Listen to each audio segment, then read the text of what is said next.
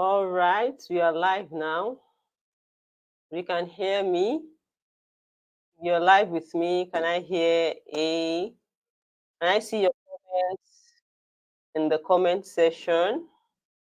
Welcome back to this awesome session, and we are going to be having our guest speakers very soon. The topic before us this session is special buildings require special tools. Special buildings require special tools. Dealing successfully with a child's specialness. Our team for the year conference says that what parents are like blocks to the healthiness of a family, that is parents as building block to the health of a family.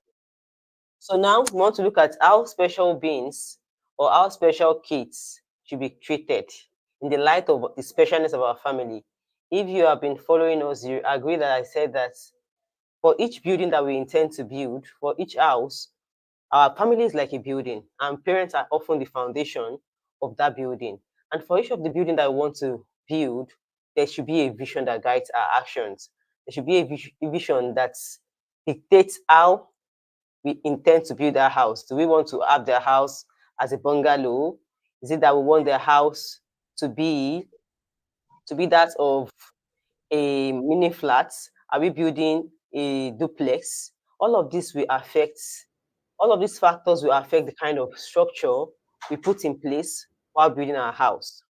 So now looking at that in that light of parents as building blocks, we also want to see how kids with special with their specialness can also affect the family, the health of the family, and how parents can also harness that, because oftentimes we see people say things about special needs kids or special kids in general, because like you're going to say, because I trust our speakers to address this beyond just kids of special needs.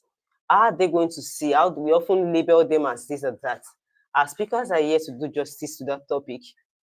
And with me here, I have Islamia Akinshola.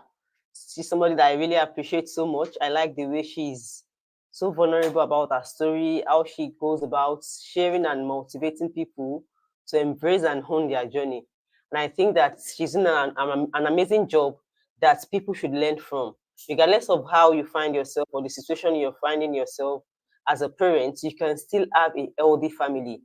Your situation is not going to stop you, or the kind of life, reality of a family should not be the one that affects how healthy your family is or not.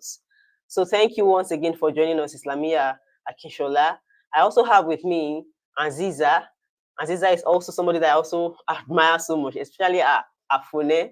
When she starts talking now, you understand that she's not supposed to be giving birth in Nigeria. I don't know what happened. Perhaps something happened and she just found herself in Nigeria. That was a joke anyway. But she's someone that I actually appreciate so much in the way she also own her story and own her journey, making us understand that family can still be healthy regardless of our situation and regardless of the child, the specialness of our child. And sorry, please. Okay. And the third speaker will join us very soon. While we're waiting for her to join us, I'll quickly try read through the profile of our speakers, just a brief of their profile. I will start with Aziza. Aziza is a professional with a passion for empowering individuals and families through various roles and expertise.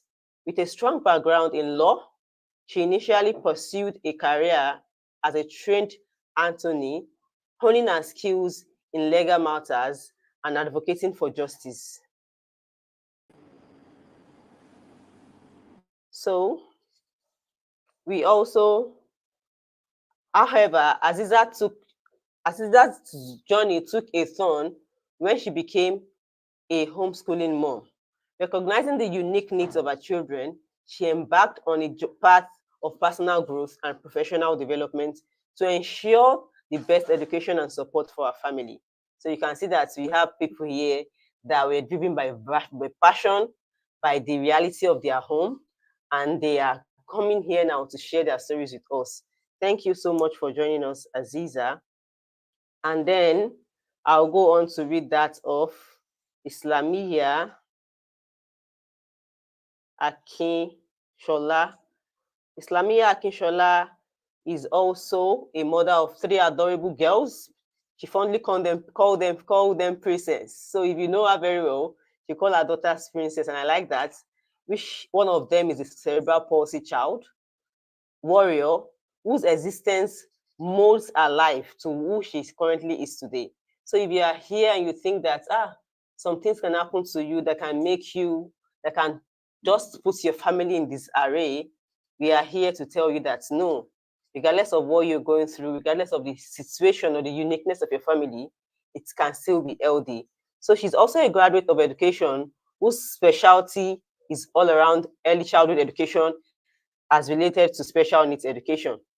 She's the author of the best-selling book, My New Normal, and a co-author of children's book on special needs titled Everyone Belongs.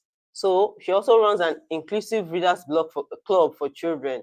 As we're going to see, she's going to be sharing her story with us. Thank you once again for honoring our invite and being here today, Islamiyah. Now we move to my our last speaker for today, who happens to be Fatigiwa. She's also somebody that I also appreciate so much. One thing about these particular people, mothers at that, is that I like the way they share their stories, because many times we live in a society that stigmatizes, labels people, and shame them for their stories. You have people just say all sorts of things about you. But I like that regardless of the way the people are still, I know that sometimes they have their own challenges, they are still able to hone their story and share their process with people so that we can all learn and get inspired from them. So Fatigiwa Abdurrahman is an autism mom and coach. She is also a certified autism and ABA specialist writer and author. She's passionate about helping parents, particularly moms with children with autism, especially those in the early intervention years, by providing counseling and guidance and support for them to be able to facilitate for their children in the absence of available services. She is also an advocate for families with children with autism and special needs in general. So thank you all for honoring our invite and for being here despite your tight schedule. I appreciate that. So I will call on the first question we're going to be taking here now is we all have wide range of when we say the word specialness, we have different things that come to our mind. So when you hear specialness in terms of a child, what comes to your mind? And the first person that I would like to go will be the lawyer, Aziza, or Anthony. I don't know if you can hear me clearly. Are you here? I think our screen is frozen. Is it my network? Can other people hear me? We can hear you. Assalamu alaikum, sir. We can hear you. Yes. Thank you. Maybe it Aziza. was my network. I don't know. I can hear you I now. can hear Yes. Okay. I can hear you too. So I don't know if you got my question. No, I didn't. I think the Okay, I network was saying that fluctuated at that point. when you hear the word special, a special child, what comes to your mind? What do you think people should know about special child? What comes to your mind? Special child can come in various way. It can be about. It can come in the way of neurological differences, or physical ability, or creativity. Every child, I often say that every child born into this world, every human being created into this world, have something that is special about them. And it is now the duty of a parent to pay attention, to observe their child in order to be able to understand the child and what is unique about that child, because every child has something that is unique about them. No two children are the same. Every child is special. So it could be, like I said earlier, it could be neurological, it could be physical, it could be creative. It could come in various forms when we talk about special children.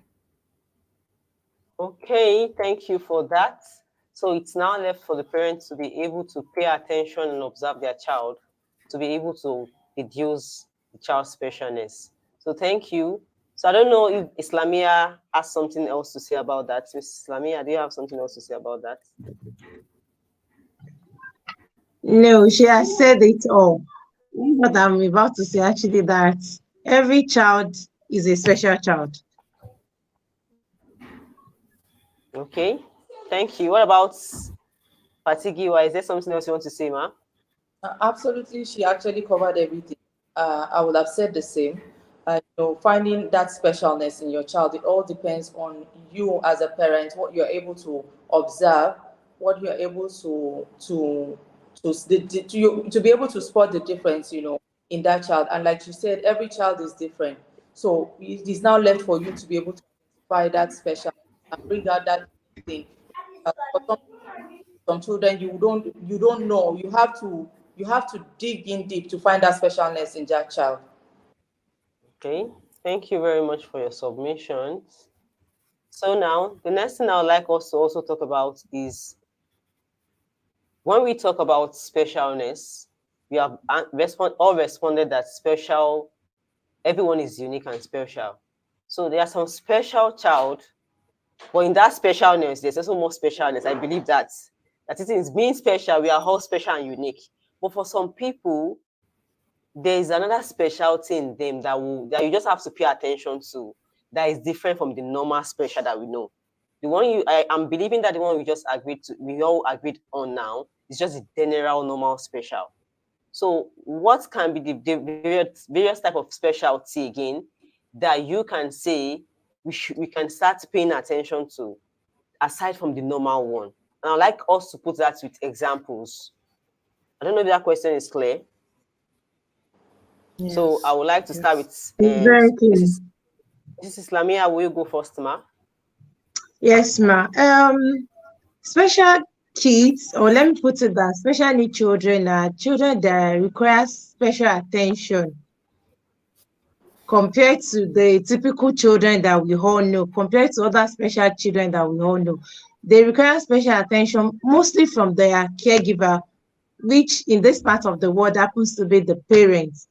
So under that now, we have the neurotypical children, or let me say neuro, those ones with neuro specialty, that is with the mental, yeah, let me put it that way, the brain has to do with their own. We have the physical one, and okay, we have the neurotypical one, we have the physical. Under the neurotypical, or let me say the one that has to do with the mental aspect of what makes them the special needs. That's where we have the autism, those on the spectrum, yes, those with intellectual disability, those with learning disability, and so on and so forth like that. While the other parts are those with the physical needs, that is glaring that, oh, this person has physical needs. Under that one, we have the cerebral palsy, we have the Down syndrome, we have we have microcephalus, those that has water in their brain, yes. And we have those without limbs, no legs, no hands, and so on and so forth. Okay, thank you very much for your submission. I don't know if anybody have something else to share from the panel regarding that particular question. Yeah, so I think she's covered the various. Okay, sorry, please go. yeah, so just to add, Go on. also Go on. to expatiate a little bit.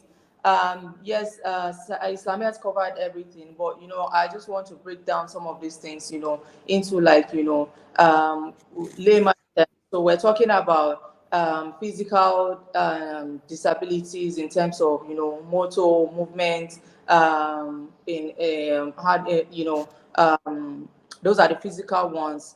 And then we're also talking about those that have intellectual or learning disabilities. We have quite a various number of children Some are even undiagnosed right now because a lot of people don't know about this diagnosis, about these disabilities, such as, like, the children on autism spectrum who have difficulties with speech, on comprehension. They have quite various types of disabilities. We also have those with dyslexia that have difficulties reading. This is usually diagnosed by parents, and people easily misunderstand them or conclude that they are lazy and other things. We have those with dyscalculia who have difficulties understanding maths, and there's a long list of some of these things that even I didn't know a lot about this until I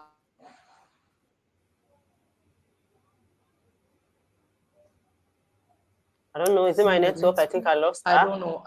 Can you Okay, guys she's hear? back. Oh, okay, I'm back. So Yes.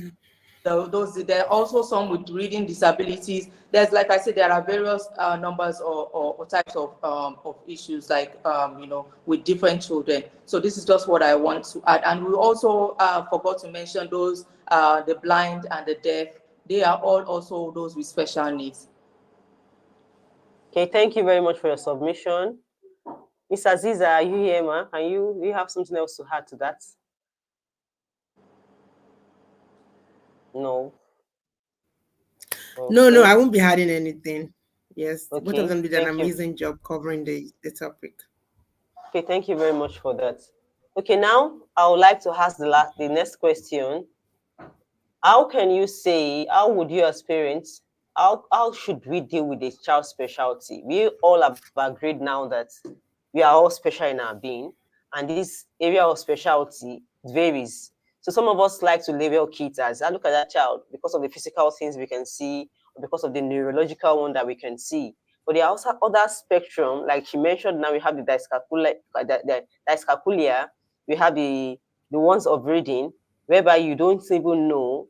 I had somebody also sharing the experience of not wanting to accept that she had dyslexia some months back. So because she was like, no, I can't be the one to have that. So that one is also a kind of special needs. But often because we don't see that often, or because it's not so obvious like the physical ones, people tend to focus more on those that have the physical ones. How can parents deal with a child's specialness regardless of the spectrum they are falling to, be it the physical, the neurological, or the other one? Or what do you think they should start paying attention to that will guide them to know that this child is special and how they should be treated? That will go to Miss Aziza. Miss Aziza, can you hear us, ma'am? I think yes, I can. The first thing parents need to do is to create an environment, a supportive environment where a child feels safe enough to be his or herself. I was during a coaching session with a parent, and she was telling me that a child behaves certain way in school, and the moment it gets home, it behaves in certain way. And I told her that the reason is that your home is a safe space for your child. Many child tend to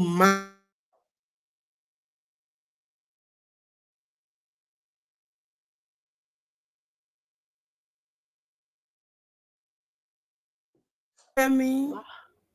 I can hear you Can you now. hear me You're now? back. Yes, yes, I can. I can. Yes. But the moment they step in the moment they step within their home and they've already perceived that the home is a safe space for them, they drop that mask and they are able to be themselves. So when you create an environment where your child feels safe, when your child feels secure, it is easier for you as a parent to observe the challenges, to observe the weaknesses and the strength of your child.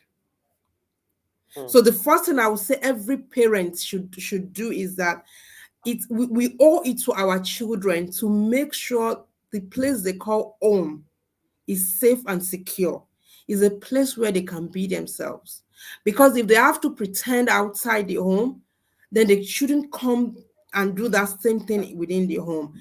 And it is in the ability to unmask, that is the only way you can actually know who they are. So for me, that is the first step. Make sure the Okay. environment is safe and secure for your children. and it will be very, very easy for you to understand them, to observe their weaknesses, to observe their strength, and that will now guide you to know how to go about supporting their journey. Understanding a child's weaknesses does not mean that that child can never, for example, my son some years back, one of his he has fine motor weakness Okay. because he's on the autism spectrum. I understood his weakness, so I didn't force him to write.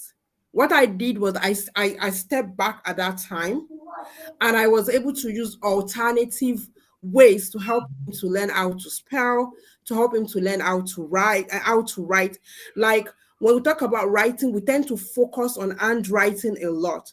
We've forgotten that there are other ways through which we can write. We can write through typing. A child can use movable alphabet to form sentences. There are other ways to accommodate the weakness of a child that struggles with writing, while you continue to help the child build his or her weakness, build upon that weakness. And also, when you know the strength of your child, you are not just taking your child to coding because coding seems to be the in thing. It seems to be that is what everybody is doing right now. Mhm. You know what your child, you know what suits your child because you've given yourself the time to observe that child. Then you can communicate with your child, ask the child a question. Okay, do you want to do this or this? For example, I when I wanted to enroll my child for extracurricular, I approached somebody that have in-depth knowledge of coding and in-depth knowledge of what is it called, this game chess, to explain to me, not just I didn't want to look at it from the surface of everybody is doing it. This is my child. These are his strengths. These are his weaknesses. Based on your knowledge as a science person, as an IT person, do you think I should, wait a bit before I introduce him to coding? And, listening to him, he was able to dissect, to explain things to me, and I was able to make my decision based on that explanation. But if I don't know my child, I would just, join the bandwagon, do what everybody is doing, which at the end of the day might not be what works for my child, might not be what my child really wants to do. So, like I said, a secure environment, create an environment that encourages a child to be their natural self, be observant as a parent, ask questions, and sometimes just know when to stop. You don't have to force everything. You don't have to force everything. Know when to take a step back, go back to the drawing board, reassess your intention, reassess things, and see how you can come back better as a parent. Wow. So I love that last point. You assess your intention. Because many times, often as parents, we don't question why we do things for our kids. I like the fact that you mentioned okay. that we just believe that okay, everybody are doing it. Okay, summer coaching now. Let's just go. Okay, the new thing now is coding.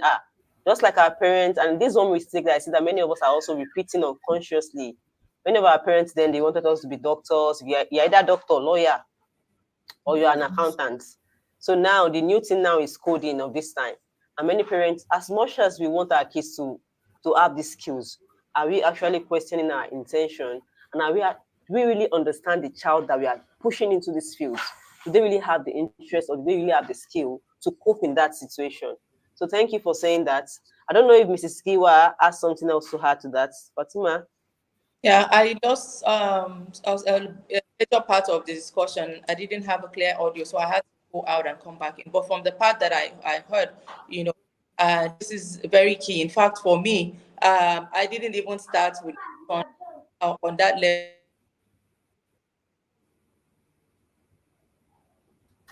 Your Is it my network is still network? bad. Can you hear me? It's from our head. I I think can hear you. I think it's our network. okay. Okay, African network Hear me? Can you are hear? Ah, protesting today. we can hear you. We can hear you now. Yeah, Yes, very you're back. I don't know, but yes. So, it took me a while to really understand so much about my child. So, first thing first is just like Aziza said, the environment. And for me, one of the things that I started with is understanding my child. the way he is and why he does certain things. So I think this is one thing that people need to know. You need to understand your child, observe, pay attention, the behaviors, what is going on behind, what is happening when this thing happens. So at a point, I already know, or even though he was non-verbal, I know a lot of things that were going on. I know what will happen. I know what to expect when we do certain things or when we don't do certain things. This is one of the things that for worked for me, at least for before we are able to like understand exactly how to go about, you know, to understand my Okay, son's chat, no bummer. area of weakness and what he needs and what Okay, so he doesn't need. interesting. So, and just like you said, you know, right now it is not okay for me to just say, okay, because Okay, chat, I go chat. noticed that there's a Come chat, trend, Baba, get me chat. autistic children, everybody wants to put the child in painting class. Everybody wants them to paint because we just have that kind of thing that, you know, they all must be an artist or there's an artist inside every one of them. But my son will not hold the pen. He won't hold the crayon. He won't even, you know, he will You throw the want? nails down.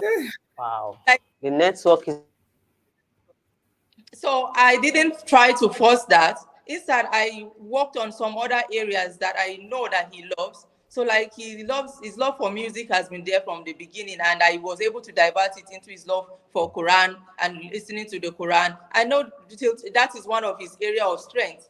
So we are not the music Yeah. for now. We're not the artists, but we are. He's organized. He's a very organized boy. Like he loves routine. He likes to do things, you know, in a certain way, in a restrictive manner. He's obsessed with repetition. Very common with a lot of children with on the autism spectrum. So these are things that you should know as a parent. Observe your child. And lately I realized that he started to show interest in gymnastics, and I'm trying to like put him into gymnastics. But I also noticed that he's not a child that can learn a group. He can learn when there are other people. It distracts him. He will just be running around. I take him to gymnastics and I was getting frustrated. I'm like, no, I've learned better. I've outgrown that period of no, you must do this. No, frustration. no. Now I just take a step back, just like Aziza, take a step back and look at it. Okay, how can we do it better? And I approached the gymnastics. I spoke with him that okay, this is my child. This is what he needs. This is what he loves. This, but he cannot learn in this environment. He has to be one-on-one. So you knowing these things and giving your child that opportunity will help your child to thrive better in that environment, because you know that he or she cannot thrive in an environment where there's a lot of people. There's a lot of children that are distracted by every sound, and these are Sound. children, they high sensory issues, you know. They are sensitive to so many things, little sounds that you don't understand.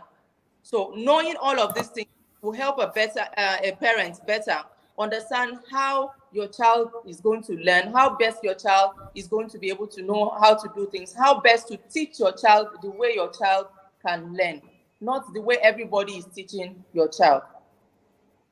Thank you very much for that. I like that point, and that's the fact.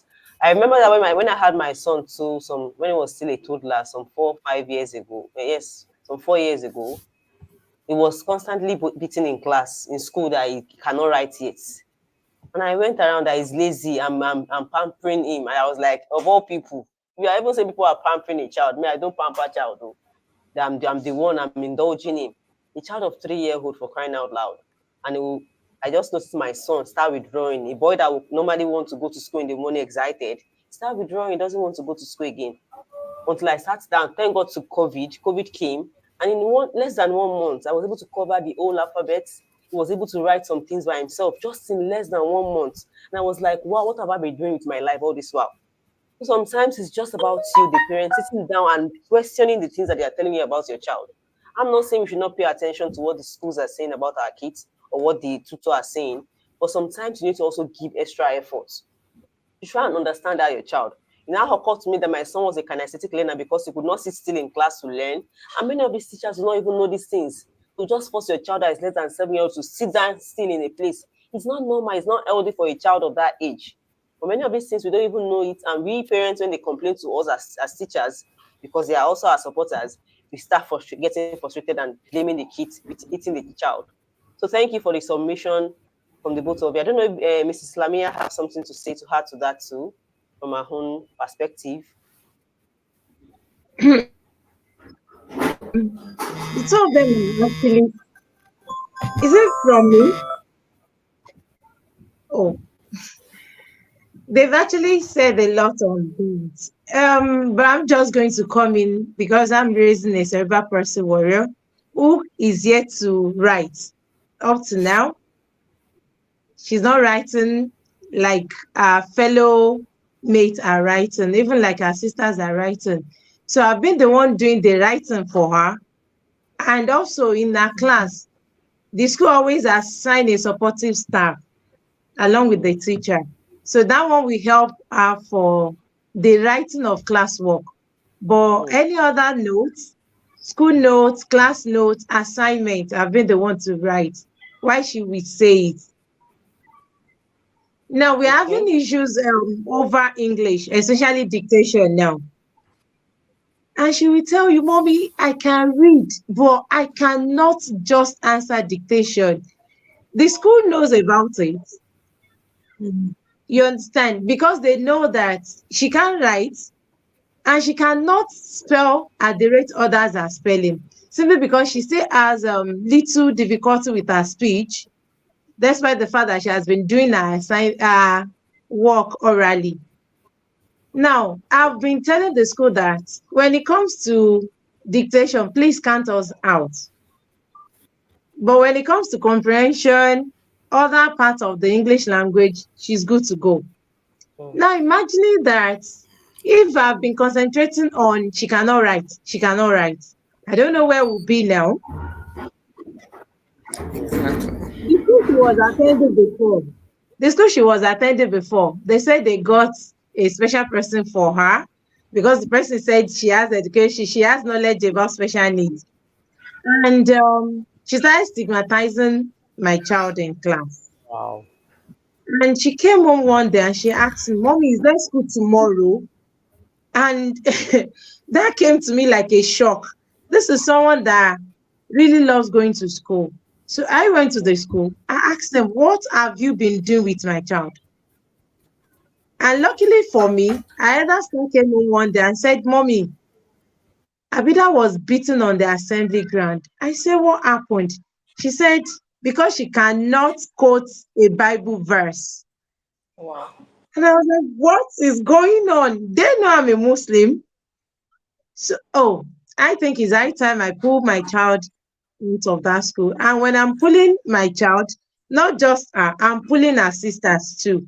Because I do say it that a school that is not ready to accept Abida for whom she is not ready to accept the two others. That's one of the mistakes that we parents make. We're always like, oh, this school said they prefer the other one, maybe the sibling that has no special needs because of, and I will tell them, see, whatever service you are rendering to me, I'm paying for it. So let's just agree on what to do with this child. So everything still bounces back to the parents. Have you known yourself as a parent? Do you know more of your child? Like when people tell me, why do you call your children princesses? I said, you won't understand the logic behind it. Everything. Hmm. You are the queen. Because, yeah, when she started talking, our neighbors used to call her Ole, a lazy Hmm. person, because she could not walk, she could not sit, she could not crawl, she could not attain all those physical milestones. So when Milestones. she started talking, she started saying Ole, everything Ole. When we Hmm. registered for speech therapy, we got there and the man said, what is your name? And she said, Ole. Oh Instantly, my. I said, no, that is not your name. That's not going to define you. I started shouting to her ears, you are princess. What did I call it? P. She started with pre, okay. And by now, she knows she's princess. In fact, she will tell you I'm Princess Ajoke, I'm Princess Abida. So that was how we came about the name Princess. Instead of calling herself, because I believe that subconsciously what we tell ourselves come to stay. She Absolutely. knows that she's a now she knows that she's a princess. She has to behave like a princess. She knows what is expected because I've had to explain that to her. She knows what is expected of a princess. The royalty must always reflect in whatever she does. So everything boils down to how the parents have known themselves, know their child. Before every term, beginning of every session, I will sit down with the school management and the teachers, those that will be handling her. I will tell them, this is how my child learns. She's an auditory learner. Whatever you say to her hears and stayed. So if you want her to learn more in your class, keep explaining. Keep involving her in things That that she requires can do. hearing. Yes, that requires hearing. Like, okay, like the fashion aspect. Someone has been asking me, how do you come about her becoming a model? I said, I've observed that right from childhood, she loved dressing up. Like, she can, now that she can walk, she can stay in front of mirror for 5 hours if you allow her, changing her clothes, adjusting her dresses. Like, she's always conscious of how she looks. And my husband has blamed me that it's because I'm calling her a princess. So she knows that a princess must. So I Live up was to. like, oh, yes, live up to being one. If this is what you want to do, when she wears clothes, especially any gown, she loves gown. Her love for gowns is she will turn and turn and turn until she falls. Just to tell you how, I said, let me just key into this. Fine, you want to become a lawyer, I mean a doctor. But before you become that doctor, why don't we just, this is your passion, this is your hobby, you like dressing up. So why don't I just key into it? And that was how we end up doing the modeling thing. Wow. Well done. Well done. Well done. Well done. That's a great one. So the next question I have here is the question on the aspect of we all know that as families we have each family has their own peculiarity. In your own family, would you say that this specialness have affected your family in a way that doesn't make it healthy? Or when it first happened, when you first, there will be a stage that we didn't know all of this, maybe when we just gave it to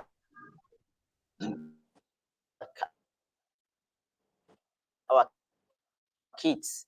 But over time, with knowledge, with intervention, we started knowing. Was there a point? Wow. Can you hear me? I think I'm back now. Yes, I didn't get the Did you question. get It the was question? So I was saying that, do you agree? Do you think that a child's specialness can affect the healthiness of the family, regardless of the kind of specialness that the child has? Does it absolutely. necessarily have to affect how healthy the family is? I'm going to start with Mrs. Aziza. Okay, I think I was still having this discussion with one of my big sisters who is a family coach recently on how on some marriages that I know that have broken down because they have a child on the autism spectrum. The truth is that many of us, when we first discover these things, we tend to live in denial. We go through the guilt, the blame, the shame, all these negative emotions. And for us mothers, we feel more invested. I don't know if it is because of the physical bond we have with our children from pregnancy to breastfeeding to all those carrying them when they were babies. We feel more invested. So we tend to come harder from a place of looking for solution, while men might be a bit more laid back, like, oh, you are just being extra, you are just being extra. Maybe the child is just being stubborn, the child is just being this. And when couples cannot communicate properly, this is enough to break up the stability of a home.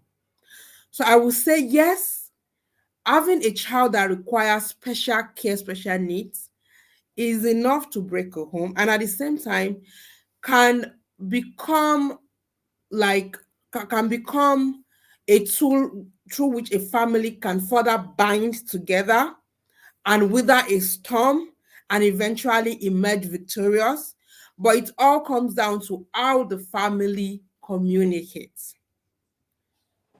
So even, let me say, for those of us that are not yet married, when they tell you that communication, how you communicate with your partner is very, very important. It is not about the I love you, I love you. It is about those days when things will become really tough and love will not be enough to hold that relationship together. So having a healthy pattern of communicating. I'm not a marital counselor, but I believe that, because and in my own case, distance was also another issue. I was the only one physically on ground seeing what was going on. So that added another layer of difficulty to convincing my partner that, okay, we should go for evaluation, we should go for this. And because, in Africa, in our society, they look at these children, they are didering. My child cannot be. So there's this, no, no, my child cannot be my child. And for me, I think at that point I was already going through therapy.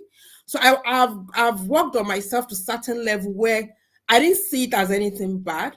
I see it as, okay, if this is what we are facing, it is better for us to know what is going on so that we know how to help our child to thrive instead of living in denial. But for my partner, it was a bit difficult for him to come into the know. But the good thing was that eventually, when we get to that point where he was also able to accept it, then the journey becomes smoother. The journey became better and smoother. So communication, and for women, like I said, we tend to hit harder because we feel more invested in our child than the father. It doesn't mean we have more rights, but it just, like, we feel, I think it's because of the bond. We feel more invested. So if we need to manage that issue, we don't want to portray the father as the bad guy. We don't want to portray the father as is just been the bad person. No, he is simply trying to understand. He's as confused as you are. And I think men tend to be more logical. Again, I am not a professional when it comes to these things. I'm just, men tend to be more logical and we tend to be more emotional in the way we handle issues as women. So it might be like, I'm doing all of this alone. He's not supporting me. And before you know it, you are making an enemy out of the person that you're that's supposed to be, supporting you. Because honestly, ask any single mom raising a child that requires special needs. I am Hmm. not a single mother, but I'm a solo parent. And I can tell you there are days when I break down. So I cannot even imagine a woman that does not have the support Hmm. of the father of our Other child figures. dealing with this. Hmm. So you don't want to make an enemy out of your partner. Go for counseling, please. Go for therapy. I always said it's one of the best thing I did for myself was to take myself to therapy. That was one of the Hmm. best gift I gave to myself as a mother, was to push myself to therapy. And that helped me to deal with my child, to deal with my own insecurity, first to deal with my own insecurity, to communicate with my partner, to understand when he is also struggling to understand what we are dealing with, and to Hmm. eventually, deal with my child and help my child. So that Thank is you. my humble submission. Thank you very much for being that vulnerable, because like you have said, many of us like to live in denial. We see something happening and we tell ourselves, no, it can't be me, only Jamie. And that's not because we are bad. It's just because of the kind of stigmatization that the society give this kind of kids. No, no, no, me could be Jamie. And it could be anybody. And I also love the fact that you said that it could be either ways. That child can be a source of friction between these couples. It can also be the source of bonding that strengthens you. It all depends on how you're able to see the gift of that child. So I'd like to also hear from Mrs. Lamia, if you're there. She In has your said it. Yeah. Yeah, in my opinion, like she said, it's either the two ways. But mostly, I think we mothers, we need to go for therapy, like she said. I remember when my own journey started, and I think I was able to brazen up over it compared to how my husband handled it. But it was just being supported, like, okay, fine, being our first child, let me just go out of my way to please my wife. So I think it took him 8 years. It took my husband 8 years to really come to term with the whole thing. So that was last year. wow, That was last year. wow, It would wow. just be like, do it, do it. Sometimes I do force him to do therapy for my girl, but accepting it, talking about it publicly, it took him 8 years for him to be able Hmm. to do that. And when he was in his denial stage, I thought it was being, how men, I thought it was just being, Go, yeah, like bring we are a over. burden. Yes, Hmm. exactly. So last year, my family went over, how do I put it? Reformation. Yes, exactly. Like we're at the bridge of calling it quits for everybody. I was like, I'm tired. I'm tired. And it was like, he's tired. And Hmm. we have to come together again and think of what is best for our children, especially for our special need child. And he said, if not that you were coming out to talk about it, I started reading about it. I started seeing children. Hmm. I started seeing parents that had more than what we had. Hmm. That was when I now realized that it's not the end of the life. That was when I said, boy, you've been going out with her, you've been doing this. He said, you don't understand. I'm just doing that because she's my child. There's nothing I can do. Mhm. And I was like, Because I wow. accepted. Yes, Hmm. and in my own case, I thought he has accepted it the way I accepted it. So now, till last year, I was just like, sometimes you just be like, I can't kill myself. I'll just do the little I can do. And it was getting to me, but I don't know how I could help him. And there's no one I could even talk to in both Hmm. families because they just thought that we are getting along with it. We've been doing well. So last year we had that communication. It was really hot. Mhm. And alhamdulillah, we were able to heal, especially him. And now these days you just hear my husband saying, oh, I saw this and I was talking with the woman in the bus and I was like, I have a child and hello, where is this coming from? You know, Mhm. he met one of his colleagues at work. He said he met his wife, and the wife was like, she knows me. So when he came home, I said, yes, I know them. They have a child with living with several person. My husband was like, he's a lie. He's a lie. How no, that man, I said, and the man is not supportive. So it has always been the woman, and the woman too is living in denial. So I'm tired of, I don't know how I will come in and help them. It's been 3 years that we've been on it. My husband said, can I talk to the man? And I was like, hello, uncle, you want to talk to the man? And he said, yes. I will tell him that it's not, these are the ways he can help. And I said, oh, alhamdulillah, thank God that this is eventually working. Happening. And, in fact, we still spoke about this couple this morning because that husband started avoiding my husband. In fact, when they go to mosques, you just observe his salat and leave. And so it's now just good morning, they owe themselves. And I was like, you see what I'm telling you? And he said, but they have the money. I said, it's not about the money, uncle. It is more Hmm. It's than about that. acceptance. Hmm. It is more about acceptance and just going out of your way to see it as one of the things, like what you ordered versus what you get. I told him that imagine your daddy decide to give us our own inheritance and he gave us a swamp land at Lekki. We want to live large. But this one, it's a swampland. What do? You have to keep feeling, and it's not everybody that is going to heal at the same time. Imagine it took you 8 years to heal, Yes. whereas it took me just 6 months to heal. Accept. So it all depends Hmm. on how we Thank you. communicate it together. Thank you very much for that. So the bottom line that we are getting here now is that communication is key to everything. And that thing is that what we should also be patient with our spouse. Because as mothers, like Mr. Aziza has said, we are very invested because of the emotional connection and bond that we have all this while with our kids. So it's sometimes often very easier for the mothers to accept, unlike the fathers. And regardless of the phase that they are currently at, whether in their denial stage, their anger stage, or their outburst stage, you have to be patient with them because you can't force acceptance on anybody. Somebody can support you and yet not accept you. They are two different things. They can support you. Let me support this person. I'm just doing my role, my responsibility. That's it. When they accept, is that what they are not ashamed to share the story. They are not ashamed to hold the person in public and hone their story. So thank you very much for sharing your story too, and for going that deep. So how was it for you, Mrs. Fati? Well, I can say one thing: we all have similar similar stories. One thing for sure. But in my case, the funny thing is that my husband was the first person that saw the autism sign. In fact, he was the one that Wow. called my to look up autism.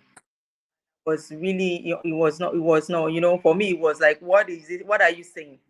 And I did the Hmm. assignment, and then I the work. I started the research. I started, googling, finding information, and I couldn't stop.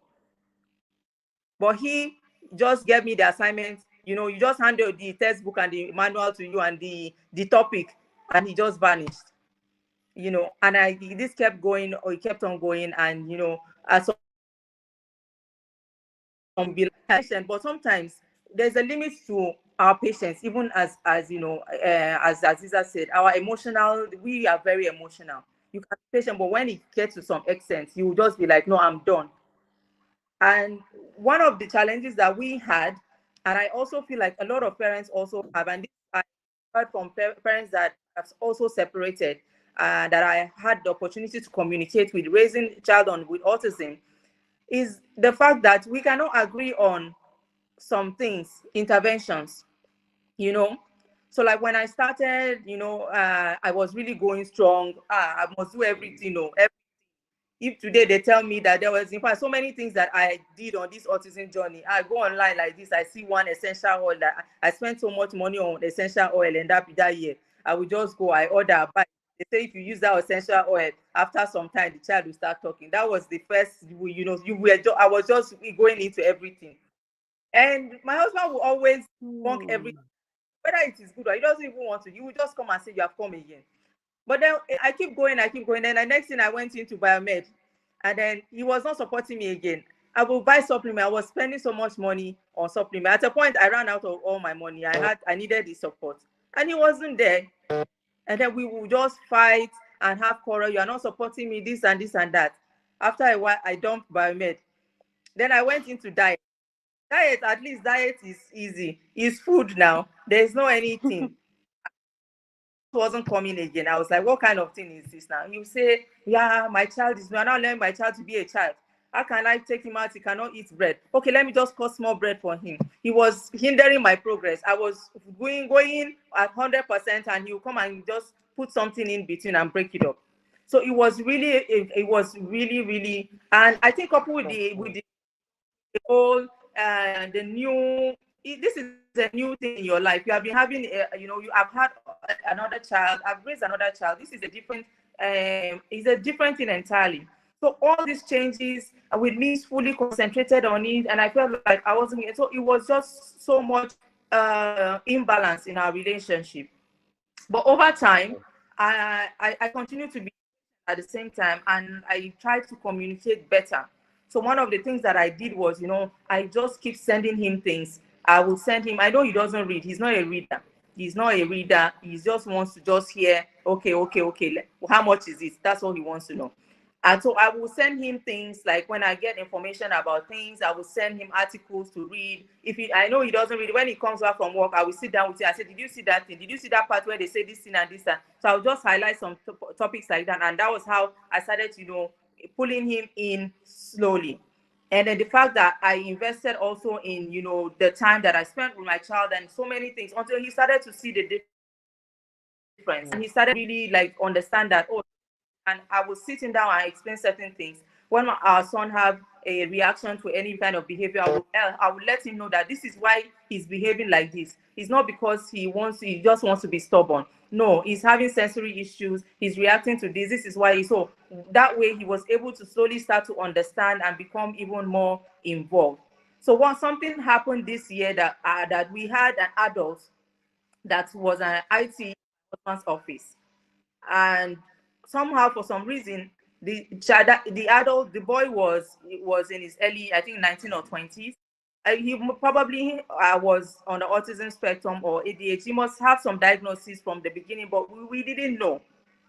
And one day my husband came home and told me something that this boy has been behaving kind of, like like Ali, he's like our son in some aspects. He said he would just be laughing and stuff like that, and he started talking about some things and I said, why don't you find out more about this child?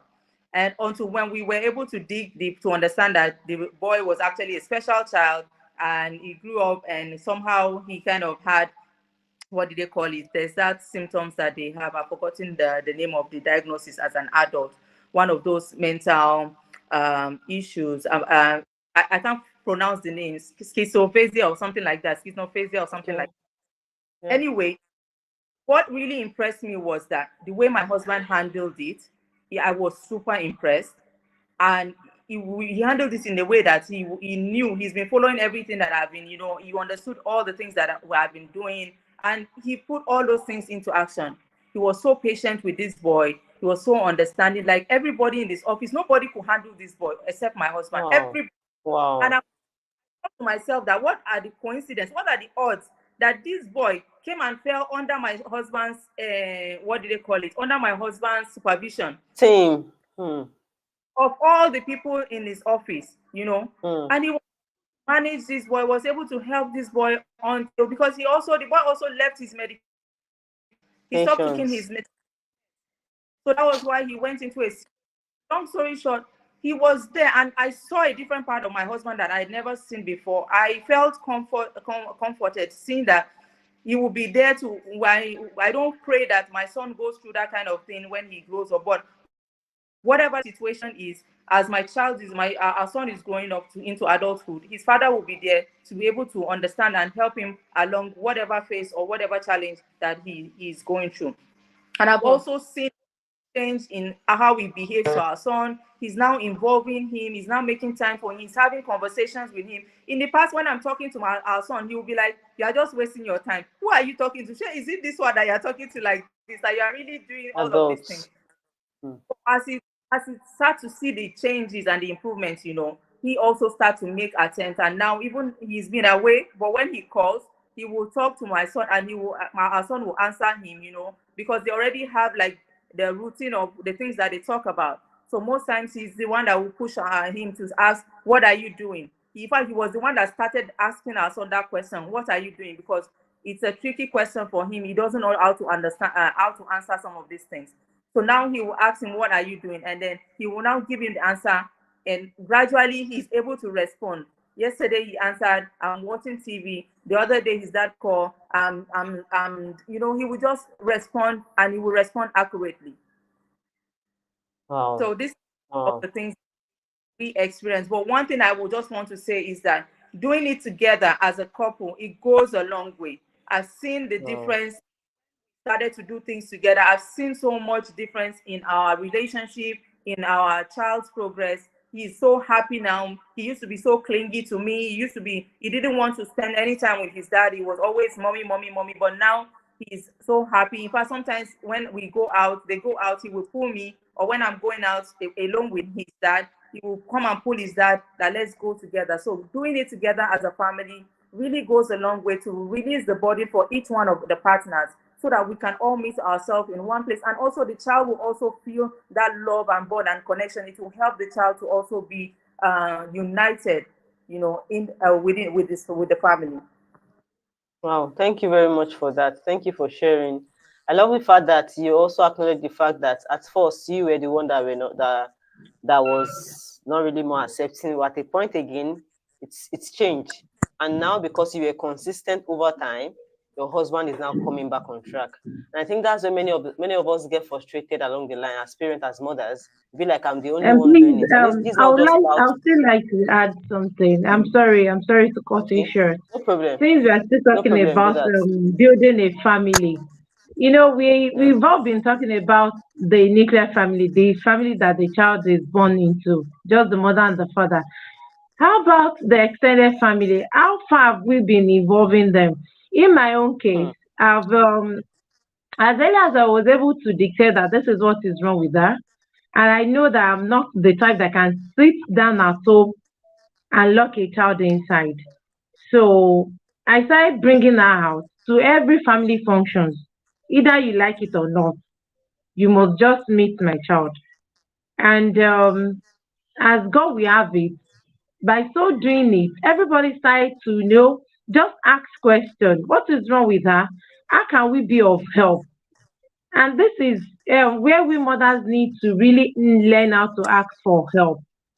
You can't do it all alone. You can't just do it all alone. They'll be like, how can we be of help? Whenever we traveled home to Ibadan, you see, my brother will start bringing out all his medical gadgets, even the ones that he knows that he's not going to use in the hospital for that year. He will just buy it because of Abida, and he will bring it out, start telling me to, is this the one they are using for her at the therapy session? Is this the one? Okay, even if it is not it, I started doing that. Now, both my own family and at that family, everybody, we are now on the same page when it comes to taking care of her. They know her drugs, they know when she will take the drugs, even when I'm not there, because now I'm learning to release her to go on holidays with them. Because we don't know when the time when we will die. So we need to prepare them. We need to prepare those that are going to take care of these children in our absence. It might be difficult. Last year, I was staring at death like this, and it bounced back on me because all what I could say is, I don't want to die now because of Abida. I don't want to die now because of Abida. I wasn't even thinking about those two other ones because I know that they will survive. So the next thing I did was I went into our family WhatsApp group. I told them, imagine if I die today, who is ready to Hmm. take care of Abida? They were like, which kind of stupid question? I said, it is not stupid question. Let's Hmm. come into reality. Are you going to take care of her? Do you even know her routine? Do you know her drugs? Do you know the level at which she learns and do things? They were like, you know what? Which day are you going to explain everything to us? It's only Hmm. doctor that's my elder brother that knows about this. How about others? And Hmm. I have to just educate them. The same along with their children. Abida's cousins know everything about cerebral palsy now. In fact, they will even be saying it as if it's, Normal cerebral palsy, thing. and yeah, as a normal thing now. In fact, easy for them to diagnose. I don't know when they become doctors that start diagnosing. One of them called me, the rest, and said, Mummy Abida, I have a friend, he's living with cerebral palsy, and she stood for that boy because the boy was to write the exam. He could not write too, just like my daughter. So he's using his system to write the exam. And the security were like, why are you using your system? That means you want to. And my niece went inside the exam hall, stood for the guy, explained why the guy is not doing, writing like other Students. students in the exam hall. And she was so proud of herself. She called me. She said, Mama Vida, I have a friend that I said, are you in the same level? She said, no. The boy is in 200 level, I'm in 400 level. And everybody has to listen to me because I screamed that I have, imagine. And she said, I just imagine is Abida instead of the guy. Mm, So we need just, we can't just do everything. No, we mothers, or let me say, some parents are always like, oh, they don't like me in this family. Hello, you are not even after they don't like you. All you know or you should be after is how they are going to accept you and your child. And you can't mm, force that, but you need to be diplomatic about it because a tree cannot make a forest. mm, That's true. Thank you very much for that. That was one of the questions I was going to ask next.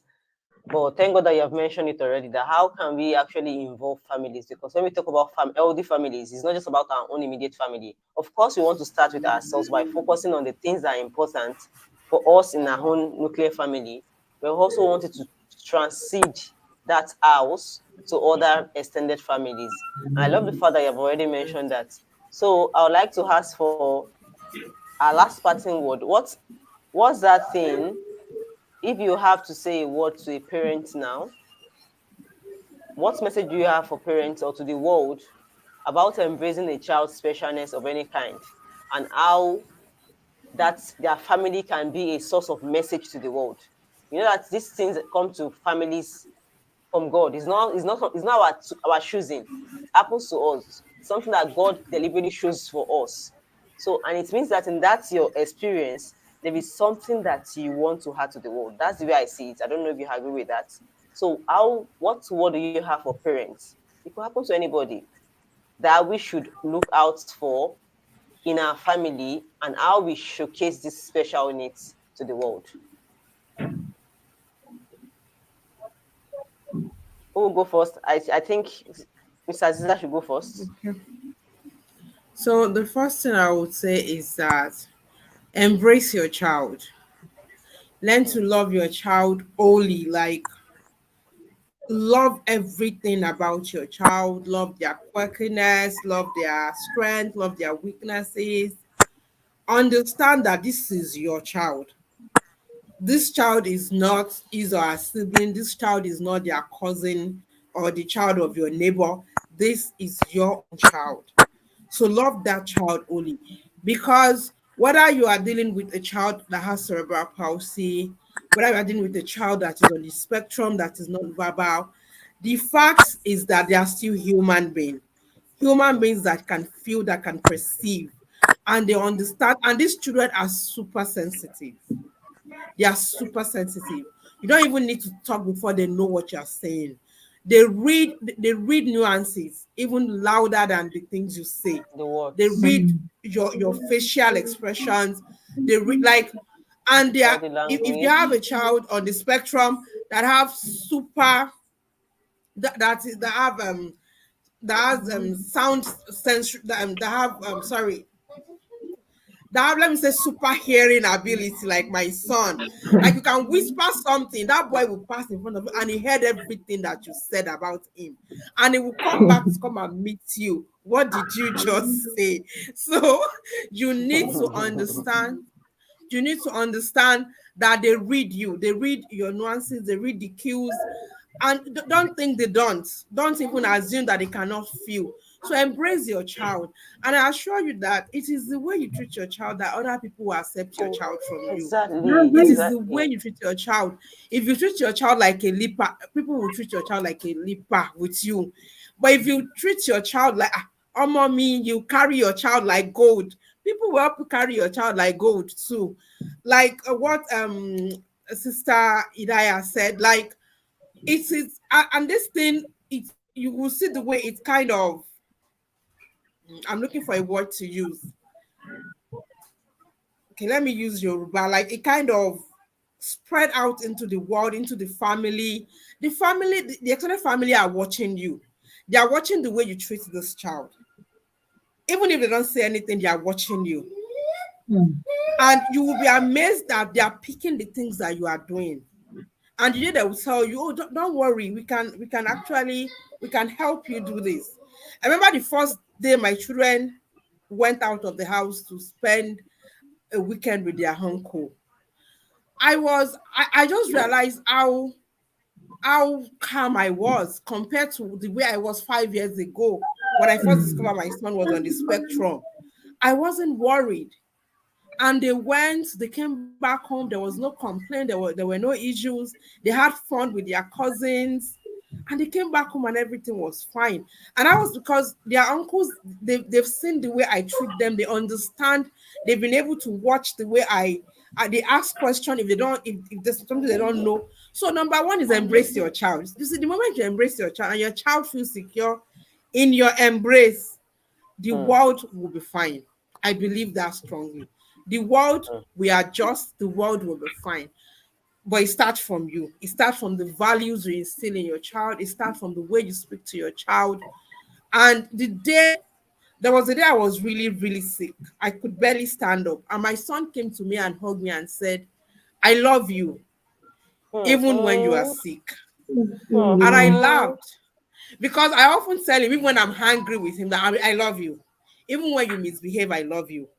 Even when I'm Mm-hmm. angry with you, I love you. I love you. That is something that will never change. That is like, and because I love you, we are going to fight. Because I love you, I will hurt you. I will do certain things, I will make certain decisions that will hurt you because I love you, because I want the best for you. So again, it starts from you. Embrace your child, love your child completely, only, and the world will adjust. The world will always adjust to just embrace your child. I like that. So, what do you have to say to that, Mrs. Fatima? I think the network has kicked her out again. Hey, we can't hear you yet. Maybe you should change Susan your Fatih, location. do you have something to say? Now, Okay, now, the network is still bad. uh, Maybe you we should guys, call on. It's not consistent. We can hear some We can't parts. We hear cannot you. hear clearly. Can you go ahead and share your own perspective to your parting words for parents? Okay. First of all, we need to breathe. Like, breathe.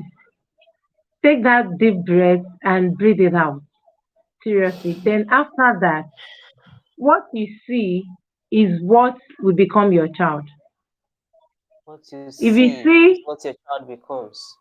Hmm. yes.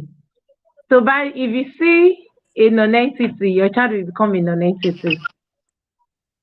If you see an imbecile, your child will become one.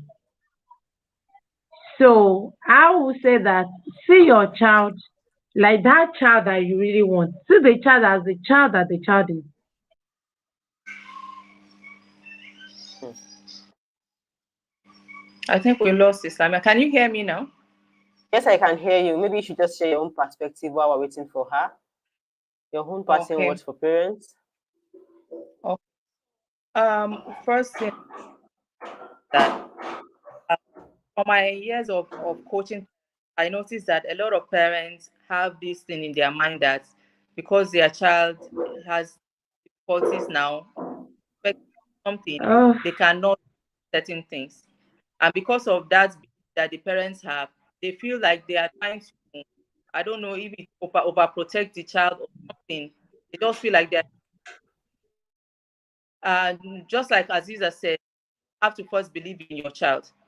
You have to first believe that your child, you know the capability of your child. You have to first believe that your child can do this thing. Don't just sit down, hold on to the label that, oh, it's autism that's making him do this. He cannot do this, he cannot do that. You have to put your child. Sometimes you have to challenge them, be able to even discover some abilities that you did not know that they have. But they all along, but you just did not touch them or you did not put to that level. So I would say, challenge your child. Try to find out areas of interest and focus on these areas of interest. I have a list of interests for areas my child can do.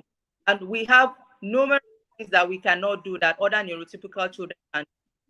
But I choose to focus on those. I focus on those. I need to build a dream in my head that I will be able to transfer that reality one day, knowing that very good organizational, knowing very that she loves, knowing how much know, I don't know. The network is quiet. We can't hear you clearly again. uh, There's some background noise too. I don't know if it's from your hand. Maybe it's the kids. it's not from me. There's nobody. Okay. Maybe someone. Um, Okay, I can hear you clearly now. okay. So these are things that we can actually focus on.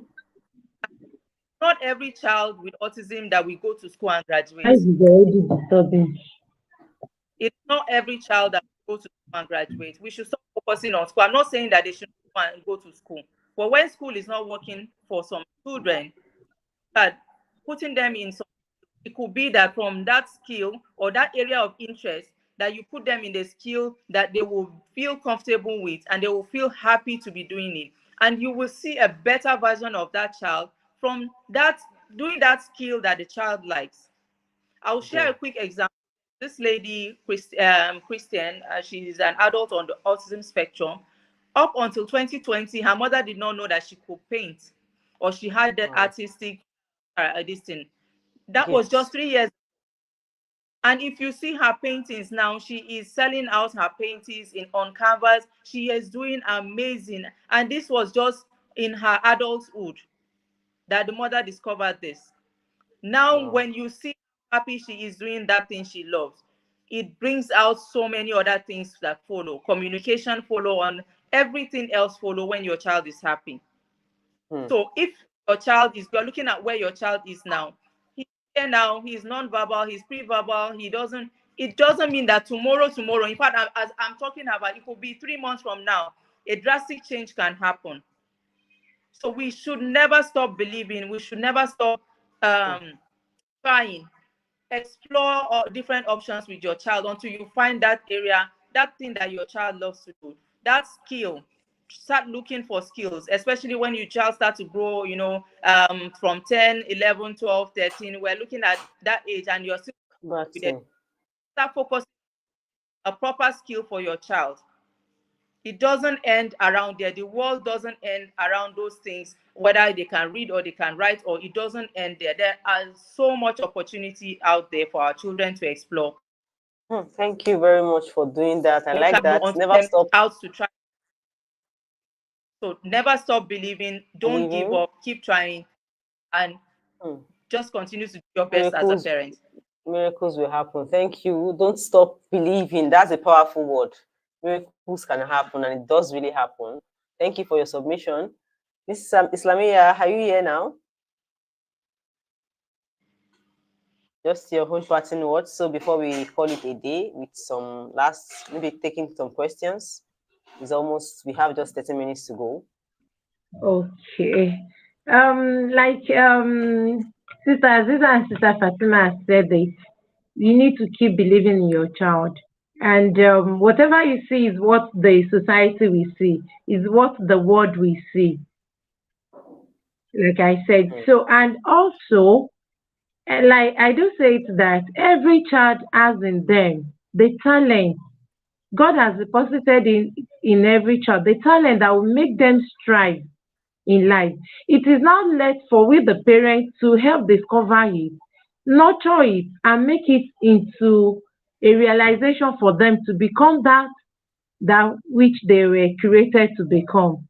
It's going to take time, definitely, but you need to keep, there are days that I will sit down after finishing praying about some things that concerns, I will sit down to listen.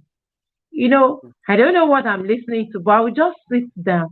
And as those thoughts or those words are coming to the head, I'll jot them down somewhere and start thinking again how we are going to realize all this. How we are going to, I do say it that I remember when some people mocked me with her. And I told them, I said, a time is coming that you will see me and Abida and you will keep praying that, why don't I have such a child? Hmm. And they were like, it's a lie. We'll never pray it. And we've not even started. Seriously, we've not started. And some of them have started saying, oh, if not for Abida. In fact, Hmm. I remember that a friend of mine went for an interview. She met another friend.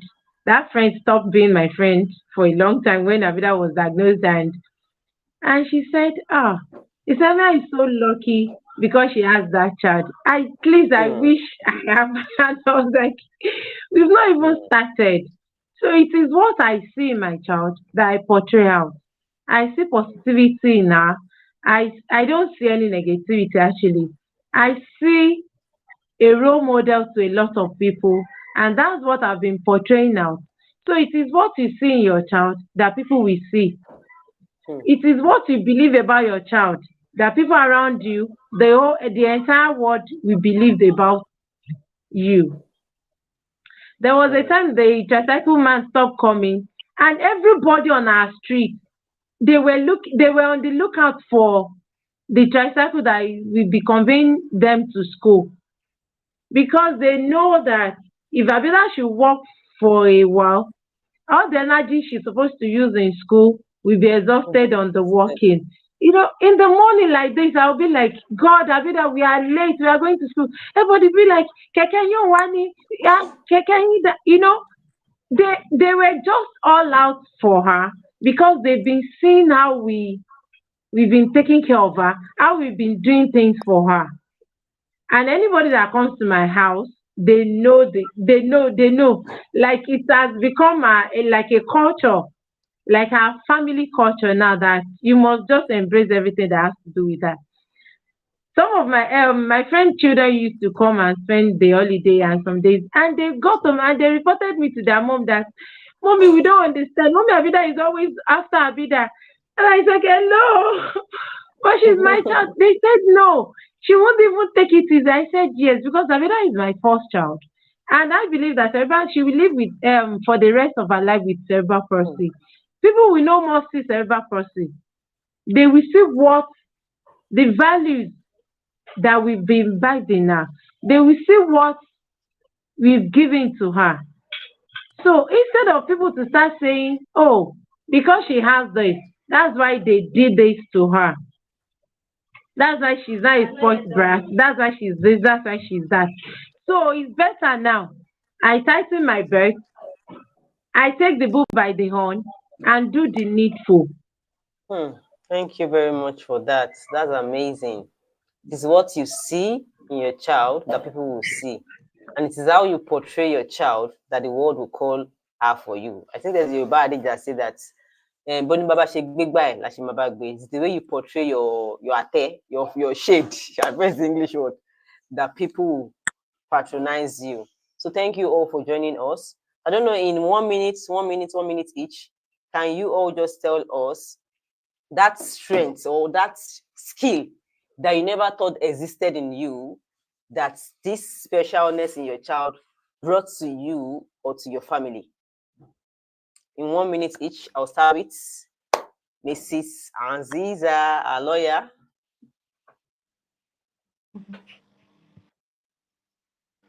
I think you're muted. You're muted. Let me unmute you.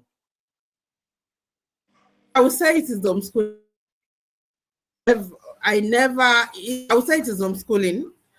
I Okay. never imagined myself homeschooling. You know, I was like every other person, a lawyer. I wanted to go to the bar. Sorry, I wanted to go to the bench. I wanted to become a judge. I had all these big, big, big dreams now. But then autism happened and life, I had to, autism happened, life happened. And I just had to take a step back. And for me, I often joke that autism was God's way of telling me to take it easy, to take life easy, to slow Hmm. down, Hmm. and to, many of us, when we were younger, we took so many things for granted. We took Hmm. so many things for granted. We thought life is easy. We thought we're just going to, we had all these plans and we think, oh, I just had to work hard. I just had to study hard. I had to do this, pray hard. Nobody told us that there will be time that you will do everything right, And everything you were every supposed to do right, and it's and still not the going to turn results out will not be right. good. Hmm. And I think that was one thing that many of us were not prepared for.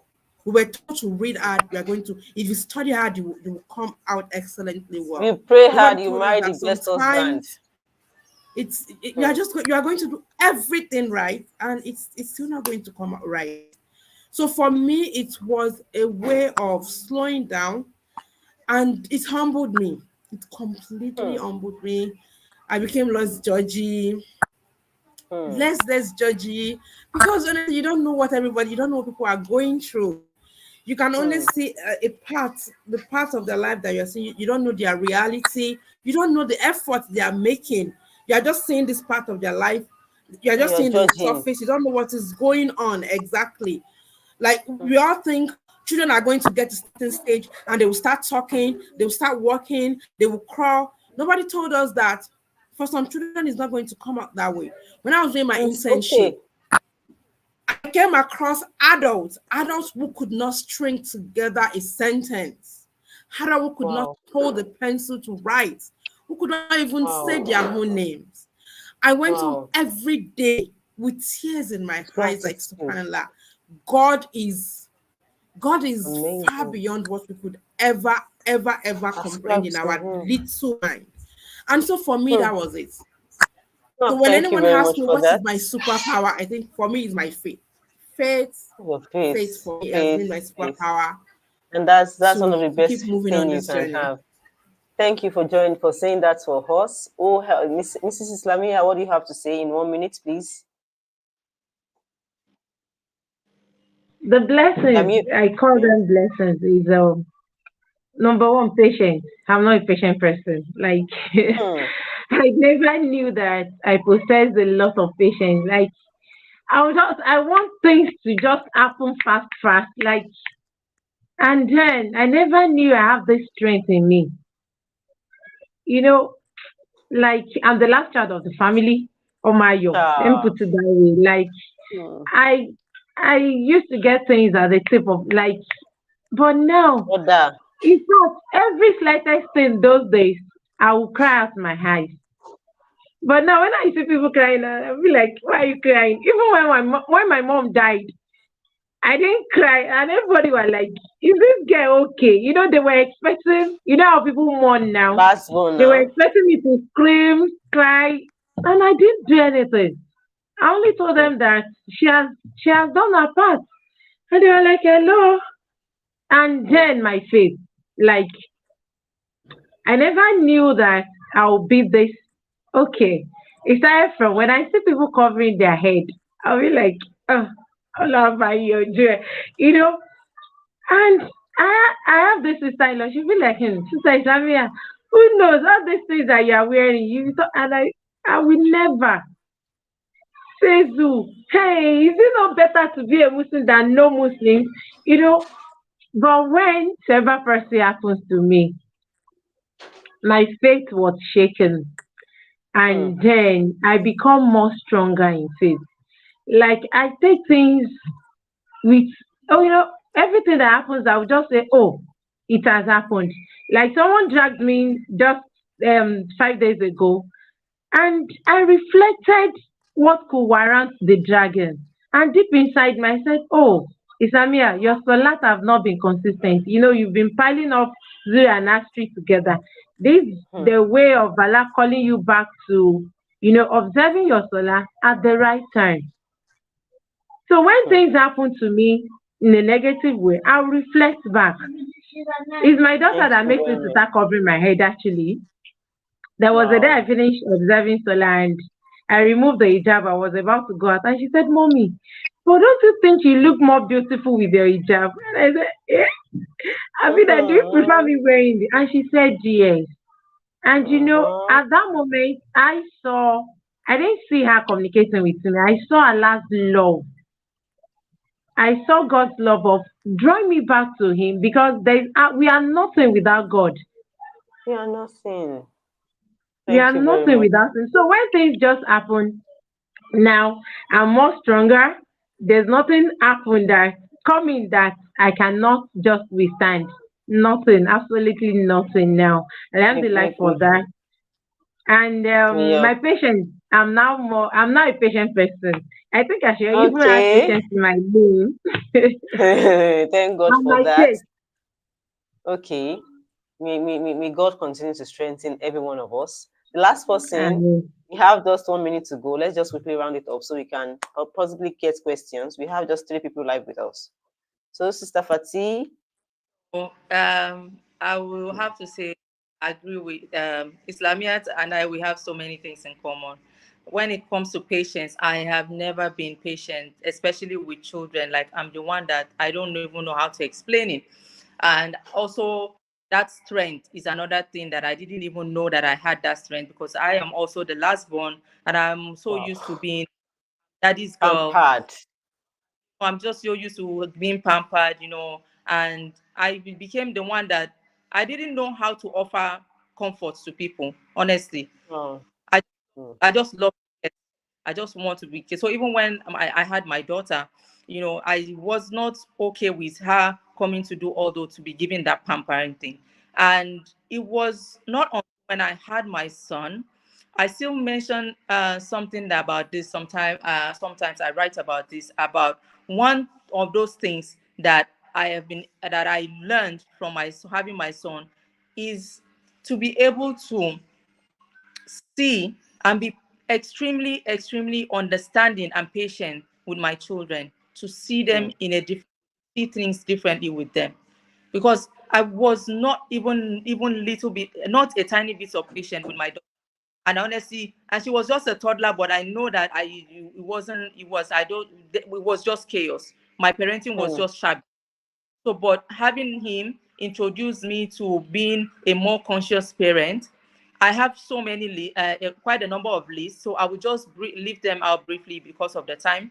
You know, Other than patience, my creativity, I didn't even know I had it. And this is another thing that autism brought to me, because I had these things in me. I've always had them in me. I've had all of these skills with me right from when I was a child. But sometime along life, so many of these skills got submerged into other things, into me trying to fit into other things, into me trying to be other what my parents or what everybody else want me to be. And not until my son's autism diagnosis, I was able to Mm. start to cover those things that had been in me, those things that I had always loved as a child is now growing up and making me a better person. So my Mm. creativity too, I've never been that creative person, but now I have, I do so many things. I have to be creative in how I relate with him, how I communicate with him, how I get him to do certain things, how I parent in generally. I have to be creative. I have to also be understanding. I mentioned that also. I have to be understanding. I cannot just assume that, okay, no, I have to think twice and say, this person, no, this person hasn't been calling me, or this person hasn't been reaching out to me. It's possibly something is going on. Maybe then I start to think, I have more empathy rather than just assuming or judging based on what I don't know, what I've not heard. Another thing is my ability to research and investigate. I've always had that investigative skills, always wanting to know the root cause of something or trying to find out more or to discover things. But then it was not until his diagnosis also that I was able to discover how really strong. I think that's one of my superpowers. I can Wow. investigate.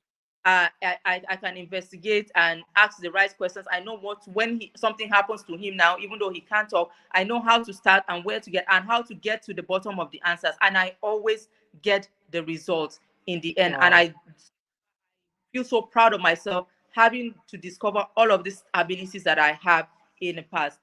Mm. Another thing is grateful, gratitude. Last I one. Oh, last one. Yes, gratitude. Gratitude Mm. is like the one thing that I took for granted in the past. My daughter, she did everything on her own. Like she's the Mm. opposite. She today had that discussion. She asked me, Mommy, how did you teach me how to tie my shoelace? I said, I didn't teach you how to tie your shoelace. Wow. You learned that Wow. by yourself.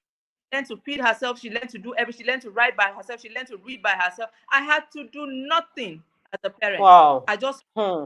had, and then suddenly I now had this one that I had to teach him how to eat. I had to teach him Hmm. about. I had to teach him how to blow his nose. I had to teach him Hmm. everything. So Hmm. I became Hmm. humble. And now when I see my little one doing all of those things that my son didn't do, I am always appreciative of it. And these are Hmm. all of the skills I have come to realize due to my Hmm. child's autism. Thank Thank you you. very much for sharing. That's actually very deep. Oftentimes we take things for granted. We assume that automatically default. They should be able to do these things. But we forget that we are not the one to decide. All these things happen by the permission of God. Thank you all for sharing with us. I don't know if there's any question from our audience. I can't see any question here. But if you have any question, please drop them in the next 1 minute. We'll call this session a day. Thank you all for sharing with us. We are so appreciative of you. And we hope that our audience have learned one or two things. Part of the things that I said, that is what you can, your child's specialness is not the reason why your family should not be healthy, regardless of the situation. When you communicate effectively and you go back to your why, you are able to bring your family back to that state of healthiness. May God assist us all in this journey of parenting and in this journey of building families. And I hope that we have all learned. I can't see any question here yet still. Thank you all for joining. Thank you all for being here. Tomorrow again, we continue by 11 a.m. on this same page. Thank you. Bye-bye, everyone. Thank you so much for having us. Thank you. Thank you too. Thank you. Thank you. Bye-bye. Bye.